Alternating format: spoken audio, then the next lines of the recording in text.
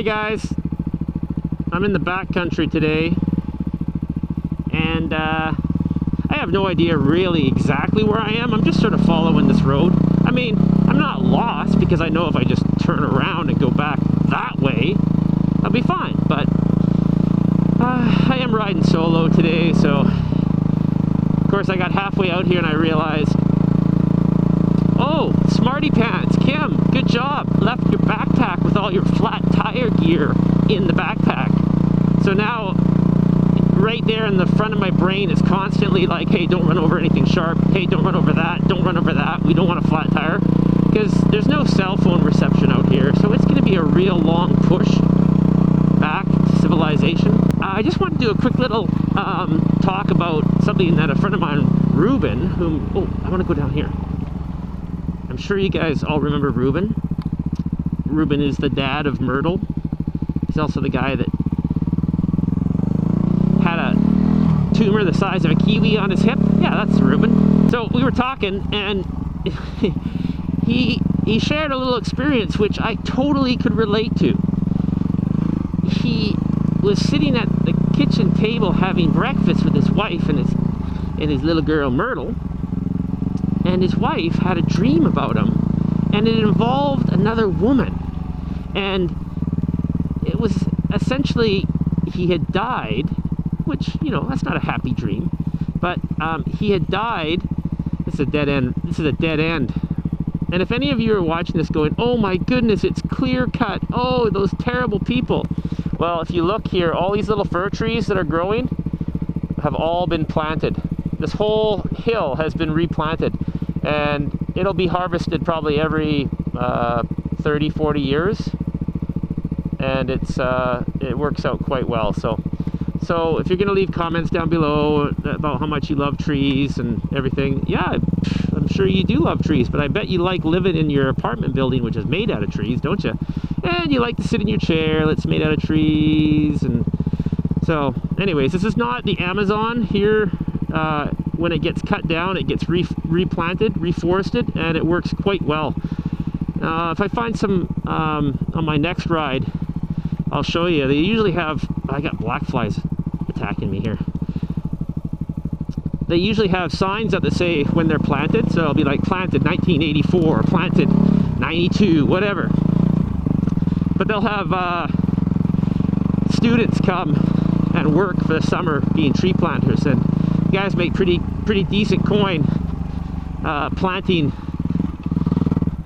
trees. Anyway, sidetracked. So Ruben's wife, Faith, had this dream. And in the dream, Ruben had died. Sad dream.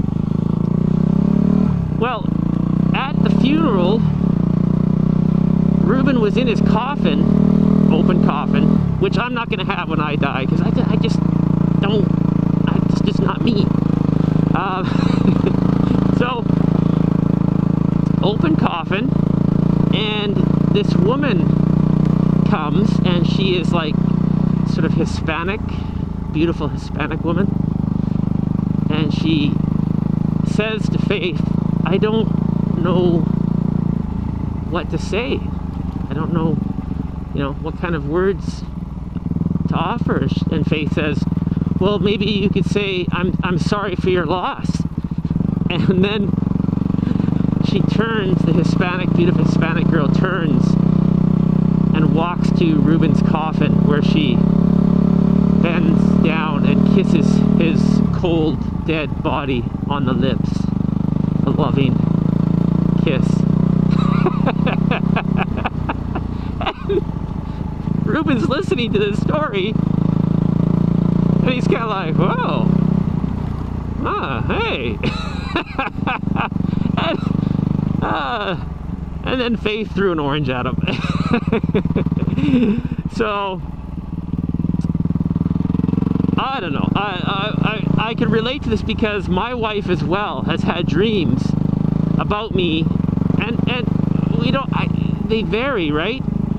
Sometimes I'm alive and you know, I'm hanging out with these other ladies, or sometimes I die horrible deaths. Or Or sometimes I'm just not paying attention to her in these dreams. And I must point out that, of course, these are dreams. And when I say I or me or whatnot, it's just a creation of her subconscious mind. So, look, I found one of those signs. Planted 2012 by Shawnigan Lake School and the community. So this is a small little version of what they do. They have little little white kind of coney things. See? Those are what protect the little saplings. Well, hey, let's go look at one. Let's have a show and tell. I'll get back to Ruben in a second. Because after all, he's dead. Oh, this is where... Okay, so see? Look at that. Let's look down here. Can you guys see down there? I'll try to get the camera there. See the little... I'm gonna have a look myself. Yeah, see the little sapling in there? And that's where he'll live. And see all his brothers and sisters all lined up. And all this stuff you see falling on the ground, chunks of wood and branches and stuff like that. Well, over the course of 10, 20, 30 years, it all starts to break down and it becomes food for the little ones. It's the circle of life. Everything the sun touches does not belong to us. It's unfortunate, but the crown owns it. I had a little bit of a dream experience myself back when I was newly married. I think I was a new dad at the time. We were working on this police station. We were building a new police station, Victoria Police Department. And we were just coming out of the ground. So the excavation was down and it was surrounded, not surrounded, it was the excavation, there was a lot of blue clay in the ground. And blue clay, when you excavate it, it's really cool. It's wet and smooth. You can make pottery out of it. In fact, people are coming by to get, you know, buckets full of the stuff for pottery. It's a very fine clay. But when the sun hits it, it starts to dry out. And when it starts to dry out, it starts to crack. When it starts to crack, large chunks of it start falling off. And one kid in particular, he was a laborer, was working near the bank, and there was a bunch of rebar sticking up from the foundation. And he was working near it. A piece of clay, probably about that big, fell, hit him in the back of the head, drove his head into the piece of rebar, 1-inch rebar, and tore a big chunk out of his scalp, and he was bleeding like a stuck pig, not to mention he had a really good thump on the head. Yeah, they had to put in all this you know, reinforcement. They had to drive H-piles into the ground, put timbers between them to hold the bank back so it wouldn't fall on anybody. And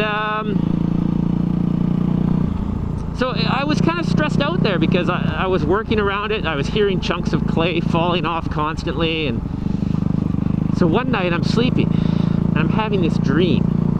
And in my dream, my wife is asleep and she's at the base of this large clay bank. And as she's sleeping, the clay bank is drying and large chunks are starting to fall. And I run up to her and I'm like, come on, we gotta get out of here. And I'm grabbing her by the arm and trying to pull her away. Because I don't want her to die, because she's my sweetheart. I don't want her to die. That's not how the story needs to end. And I'm pulling, and then she starts fighting me. She starts going, no, no, leave me alone, stop it. And I'm like, we've got to get out of here. And then finally, I guess, you know, there comes a point in those situations where it's like, hey, either I stay or